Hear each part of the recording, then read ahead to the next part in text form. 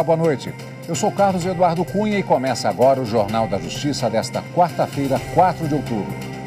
O presidente do Supremo, o ministro Luiz Roberto Barroso, diz que não vê razão para modificar regras do tribunal, mas defende o Congresso como local de debates. Este é um dos destaques de hoje e você acompanha também nesta edição. Por unanimidade, o plenário do Supremo reconhece violação massiva de direitos fundamentais no sistema prisional e fixa prazo de 6 meses para que o governo apresente um plano de intervenção para resolver o problema.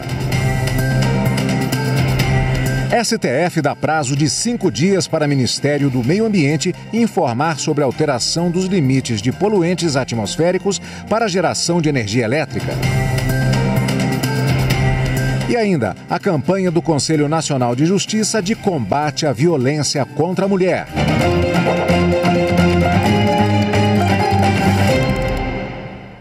Com o voto do ministro Gilmar Mendes, o Supremo concluiu hoje o julgamento sobre a situação dos presídios, determinando que o governo federal apresente um plano de intervenção para superar o quadro de violações. Marta Ferreira.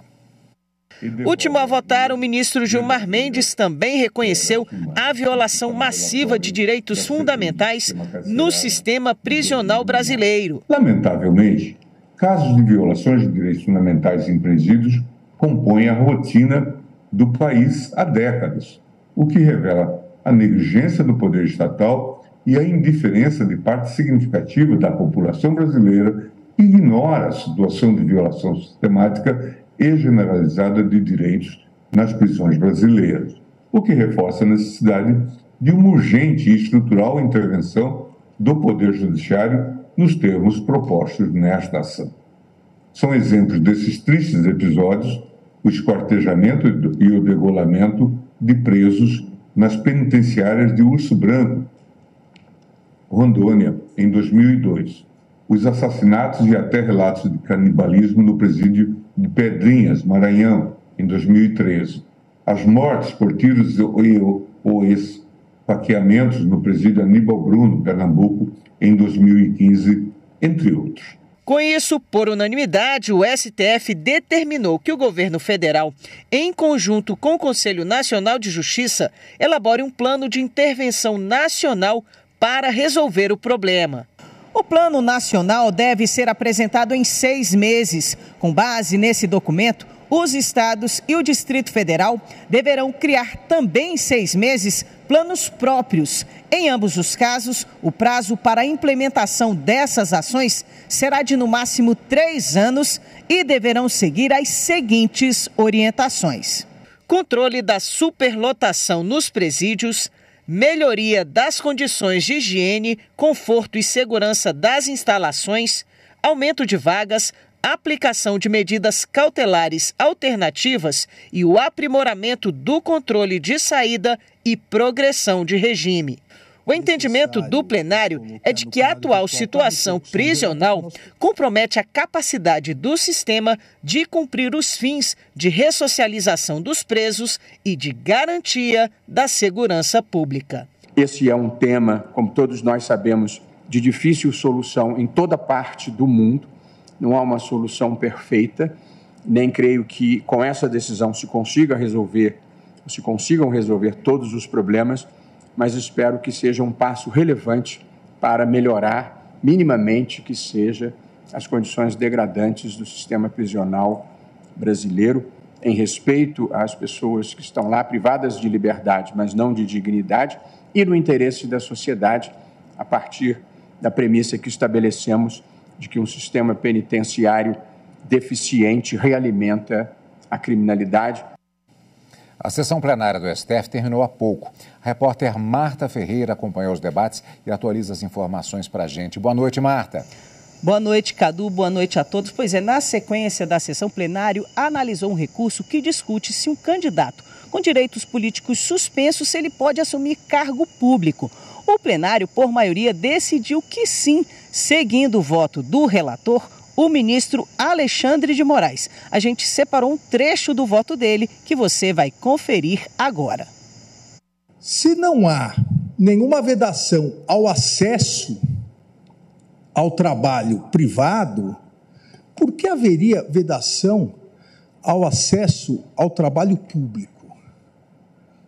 Por que a administração pública, o poder público, que deve incentivar a ressocialização e tantas vezes tenta essa ressocialização direcionando os egressos para iniciativa privada, porque fecharia totalmente a possibilidade dela, administração, poder absorver aqueles que prestaram eu não diria nem igualdade de condições, em condições mais difíceis o concurso público e acabou passando. Tem mais informações. Os ministros ainda começaram a julgar um outro caso na sessão de hoje, não é, Marta? Exatamente isso, Cadu. Eles começaram a julgar um recurso que discute se uma gestante contratada em cargo de comissão, se ela tem direito à licença maternidade. Quem vai explicar melhor o que está em discussão é a nossa consultora jurídica, Karina Zucolotto. Explica pra gente que hoje só houve as sustentações orais, né? Olha só, Marta, vamos separar duas situações. A servidora que passou num concurso público e é detentora de um cargo público efetivo, e aí não se discute se ela tem direito à licença maternidade e a essa estabilidade provisória, mas tem aquela servidora que é contratada de forma temporária ou em cargo em comissão, que são esses cargos que a gente fala de livre nomeação e exoneração. Isso significa dizer que ela pode ser contratada hoje por conta da confiança que tem o administrador público nela, mas amanhã ela pode ser demitida sem uma motivação. E a questão colocada nesse recurso extraordinário e que faz suspender pelo menos 1.132 processos que aguardam essa decisão no Supremo, discute exatamente se essas mulheres gestantes que estão em cargos para a prestação de um serviço temporário ou demissíveis ad nutum, nessa contratação de confiança, nesse cargo de confiança, elas têm direito à licença maternidade de 4 meses, a princípio, e à estabilidade provisória, prevista lá no ato das disposições constitucionais transitórias da Constituição, de 5 meses. Hoje, como você disse, nós tivemos as sustentações orais do Estado de Santa Catarina, da Defensoria Pública em favor principalmente da proteção da criança, e também a Procuradoria-Geral da República se manifestou a favor da concessão desse direito, inclusive a essas gestantes que exercem essas contratações temporárias e em cargos de confiança. Mas vamos aguardar como será a decisão do Supremo. Ok, pois é, esse julgamento ele vai ser retomado amanhã, só que na segunda parte da sessão, porque na primeira parte haverá uma sessão solene em comemoração aos 35 anos da Constituição Federal. Cadu. Encontro marcado amanhã com a Marta e com a Karina, aqui no Direto do Plenário. Tem mais informações também ainda sobre a sessão de hoje. Na abertura da sessão plenária, o presidente da Corte do Conselho Nacional de Justiça, ministro Luiz Roberto Barroso, lançou a campanha Cartoons contra a Violência. A iniciativa busca conscientizar a população sobre o aumento de casos de violência contra a mulher. A repórter Viviane Novaes conta como vai ser esse projeto. Não podemos apagar da nossa história as notícias sobre a violência contra a mulher.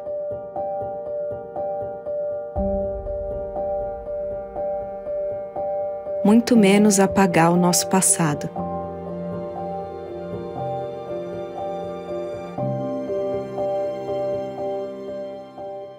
O Conselho Nacional de Justiça convidou 25 mulheres cartunistas para o projeto Cartoons contra a Violência. Os desenhos criados por elas vão ser mostrados nos principais veículos do país todo dia, até 25 de novembro, Dia Internacional para a Eliminação da Violência contra as Mulheres. Se não existir espaço para lutar contra a violência, nunca poderemos sonhar com um futuro melhor para todas as mulheres. O presidente do CNJ e do Supremo Tribunal Federal, ministro Luiz Roberto Barroso, apresentou a campanha no plenário da Corte. O Brasil superou a pandemia, mas ainda vive uma epidemia de violência contra a mulher. O ministro lembrou os números da violência no país.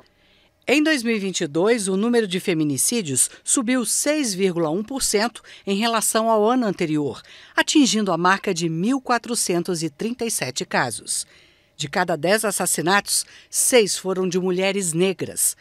As agressões tiveram alta de 2,9%, chegando a mais de 245 mil. Já as ameaças cresceram 7,2%, com mais de 613 mil registros. Nunca é demais lembrar que a situação é gravíssima. O conceito da campanha Cartoons contra a Violência foi criado por meio de uma parceria com a Associação Brasileira de Agências de Publicidade, a ABAP, e a agência Léo Burnett, que fizeram um trabalho pro bono, sem nenhum custo aos cofres públicos.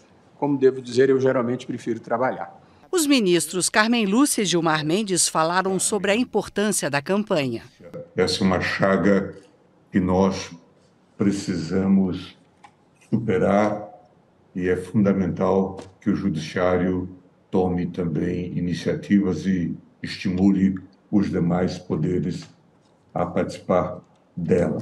Começar a gestão de Vossa Excelência com este empenho em dar visibilidade a um problema tão grave, sem visibilidade do problema não se buscam soluções, só tem a enaltecer os compromissos que Vossa Excelência sempre tem tido com direitos humanos, e é preciso que se diga, nós, humanas, também queremos o mesmo tratamento de dignidade.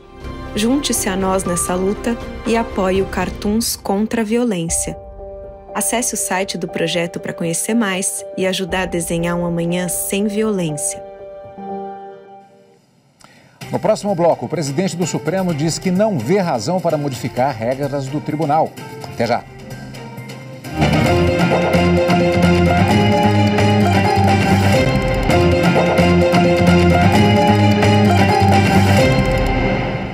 O presidente do Supremo Tribunal Federal, ministro Luiz Roberto Barroso, afirmou hoje que não vê razão para modificar as regras de funcionamento do tribunal. As informações com Flávio Figueiredo.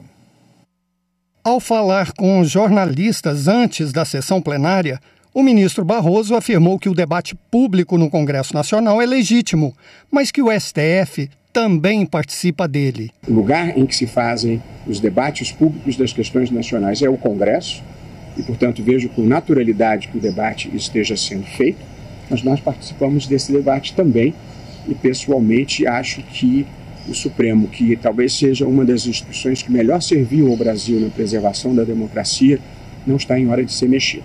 Luiz Roberto Barroso também falou sobre a proposta de mandato para os ministros do Supremo Tribunal Federal. Essa discussão houve de maneira relevante na Constituinte que produziu a Constituição de 1988. Há dois grandes modelos no mundo.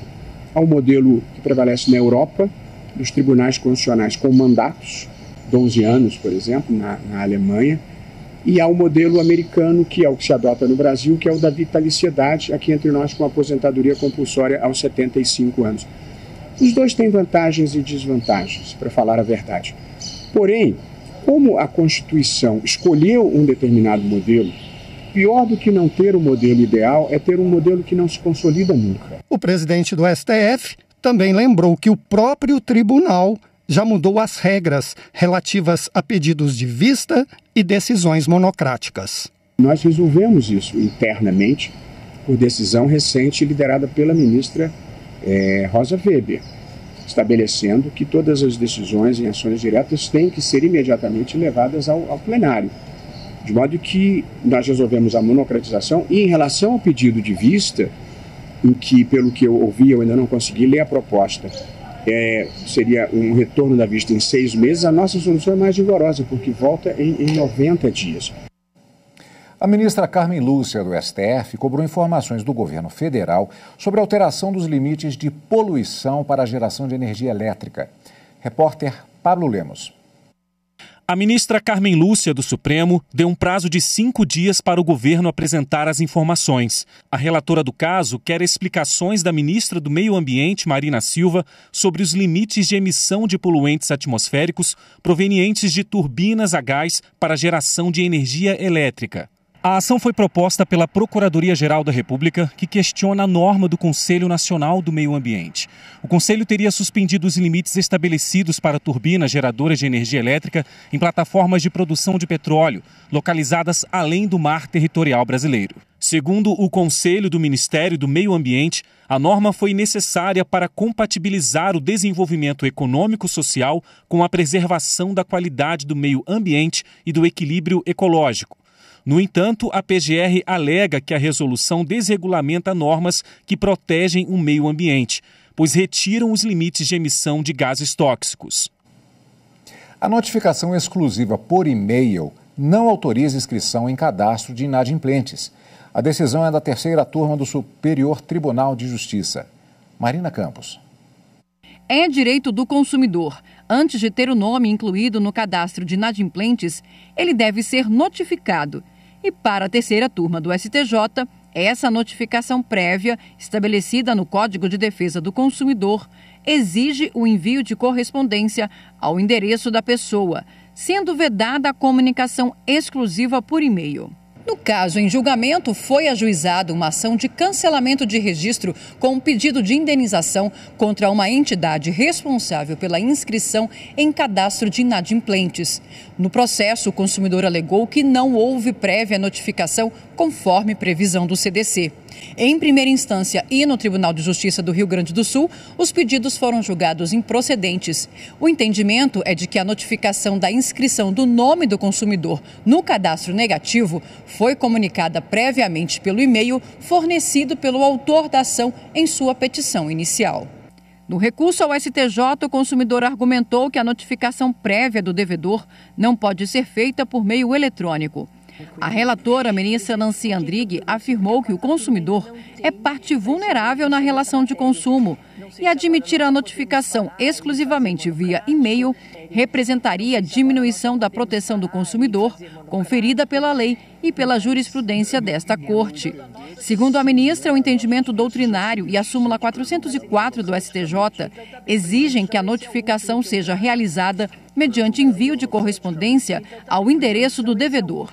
Em relação à eventual compensação por danos morais, a ministra entendeu que não seria possível arbitrá-la. E o Espaço Cultural do STJ sediou o lançamento de obras sobre presunção e processo penal. Repórter Samanta Peçanha. Fruto de uma tese de doutorado desenvolvida na Universidade de Girona, na Espanha, o livro, Em Defesa de um Conceito Jurídico de Presunção, se aprofunda nos principais tratamentos teóricos sobre a temática e oferece argumentos em defesa de um conceito jurídico de presunção que não a iguale a regras de ônus probatório, a ficções jurídicas ou ao raciocínio inferencial. É o que explica a autora da obra, Janaína Matida. É importante a gente saber o que é presunção para a gente saber como que os juízes estão decidindo e se eles estão decidindo de forma justificada. Porque às vezes eles estão fazendo coisas com nome de presunção, mas são outras coisas, né? Então, assim, é para dar mais racionalidade à atividade probatória. O ministro do STJ, Rogério Schetti Cruz, que participou da mesa de abertura do evento, fez a apresentação da obra. Para ele, o livro pode contribuir para o diálogo a respeito de temas que envolvem a fase probatória, entre eles o reconhecimento fotográfico. O que nós pretendemos, não só nessa decisão a respeito do reconhecimento de pessoas, mas em toda a jurisprudência que nós temos buscado construir nos últimos anos aqui no STJ, é dotar a atividade probatória de um grau de racionalidade, de objetividade, tal a contribuir para que se evitem erros judiciários. À medida em que você estabelece regras, estándares de prova, exige uma demonstração, uma justificação de todo o raciocínio que leva o juiz a decidir, você vai evitar, ou pelo menos minimizar o risco de erros judiciais. A outra obra, Os Fatos no Processo Penal, coordenado por Janaína Matida e Lívia Moscatelli, conta com o prefácio da presidente do STJ, ministra Maria Tereza de Assis Moura.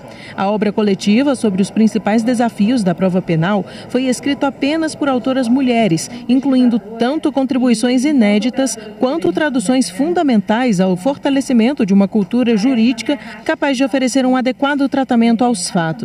De acordo com Lívia Moscatelli, a obra traz conceitos fundamentais para se chegar à verdade em um processo. É um olhar bastante amplo, mas todos focados a uma melhor reconstituição dos fatos, porque a gente só tem um processo justo quando a gente tem um processo que tenha uma correspondência com os fatos que realmente aconteceram. No próximo bloco, o Judiciário de Mato Grosso faz esforço concentrado para julgar processos envolvendo crimes contra a vida. Voltamos em instantes.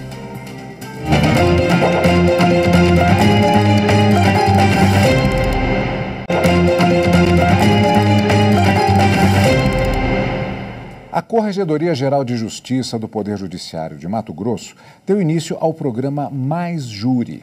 A expectativa é julgar em todo o estado aproximadamente 900 processos relativos a crimes contra a vida. Repórter Fernanda Fernandes. A cerimônia, que entregou mais um espaço para a realização de júris no Fórum de Cuiabá, o Plenarinho, marcou o início dos trabalhos do programa Mais Júri, mutirão que vai julgar processos acumulados durante a pandemia. A iniciativa do Judiciário de Mato Grosso, por meio da Corregedoria Geral da Justiça, em parceria com a Defensoria Pública e Ministério Público. Se faz essa força-tarefa para que nós possamos prestar as contas à sociedade e também aqueles que estão respondendo o processo, é necessário que tenha decisão para que eles não fiquem com um processo pendente eternamente. Segundo a Corregedoria Geral da Justiça, em Mato Grosso, cerca de 900 processos estão prontos para designação de sessões de júri e 25% estão concentrados nas comarcas de Sorriso e Cuiabá. E para dar vazão a toda essa demanda, só aqui no Fórum da capital já estão agendados até o mês de dezembro 87 julgamentos, que serão realizados por 19 magistrados cooperados ao programa. Nesta semana, os júris em Cuiabá estão sendo presididos pelos magistrados Fabrício Carlota, que jurisdiciona na comarca de Paranatinga, e Marcos Faleiros, da Vara Militar da capital. Por aqui, muito trabalho. Tudo em prol de uma prestação jurisdicional mais célere e eficiente. Os processos que são afetos ao Tribunal do Júri são processos extensos, são longos, né? E a sociedade precisa de uma resposta, seja com relação à vítima, à família da vítima e a respeito também com o acusado, né? Então, a nossa atribuição é entregar uma justiça mais célere possível. As partes estão todas recebendo muito bem a notícia e a ideia é essa, é dar efetividade à justiça, nós estamos à disposição. Já na comarca de Sorriso, que também integra o projeto piloto do programa, estão agendados 9 júris entre novembro e dezembro. O Tribunal de Justiça de Alagoas já destinou neste ano mais de 16 toneladas de material para reciclagem. É o segundo melhor resultado desde que a coleta seletiva foi implantada na Corte em 2016. Veja como foi a última entrega à Cooperativa de Recicladores de Lixo Urbano de Maceió, na reportagem de André Risco. Ao todo, 11.108 processos, todos provenientes do primeiro Juizado Cível e Criminal da capital, foram entregues para a Coplum, Cooperativa de Recicladores de Lixo Urbano de Maceió. Todos esses processos, eles foram avaliados pela nossa equipe aqui do arquivo. Foi feita a elaboração da listagem que consta no site do tribunal, publicado o edital, concedido o prazo de 45 dias para que as partes eventualmente reivindicassem alguma documentação que estava constante nesses processos, tudo em conformidade com as resoluções do CNJ.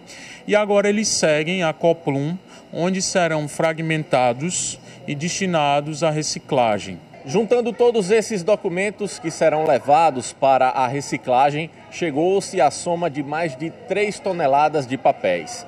Material que deverá beneficiar 27 famílias. É renda para os cooperados, né? A gente vende esse material e em si é dividido entre os cooperados. Segundo Fernando Tourinho, esse descarte é a prova da virtualização do Poder Judiciário alagoano. A virtualização é um caminho sem volta. Todos os segmentos, não só o Judiciário, o Estado de Alagoas, toda a iniciativa privada, a virtualização veio para ficar. Agora, óbvio, como eu digo sempre também, que a gente não pode perder aquele importante contato físico. A virtualização veio para nos ajudar para ter uma memória e que essa memória não se perca mais. Ainda durante a visita ao arquivo judiciário, o presidente do TJ conheceu o Laboratório de Conservação e Restauro do Poder Judiciário, além de alguns processos antigos que foram restaurados, como o que contém uma denúncia contra Lampião. São fontes primevas, originários e que, portanto, comprovam alguns fatos e num deles especificamente Lampião e 2 de seus irmãos estão sendo processados por um crime de assassinato no mês de setembro, mês de agosto de 1922, lá na cidade de Água Branca. Ao final, uma surpresa. O presidente recebeu seu termo de posse recuperado pelo juiz Claudemiro Avelino. um momento de grande emoção. Fico muito feliz de receber hoje e vai ter um local especial nessa moldura. O ministro Dias Toffoli do Supremo Tribunal Federal atendeu a pedido da Polícia Federal e prorrogou o inquérito que apura ofensas ao ministro Alexandre de Moraes em Roma, em julho desse ano. Segundo a polícia, é necessário mais tempo para concluir a análise das imagens enviadas pelas autoridades italianas. O ministro também retirou o sigilo dos autos, mantendo-o apenas em relação às imagens, que ficarão disponíveis somente para as partes e para analistas ou peritos indicados pela PF para eventuais diligências complementares. E esta edição do Jornal da Justiça fica por aqui. Obrigado pela companhia e uma boa noite para você.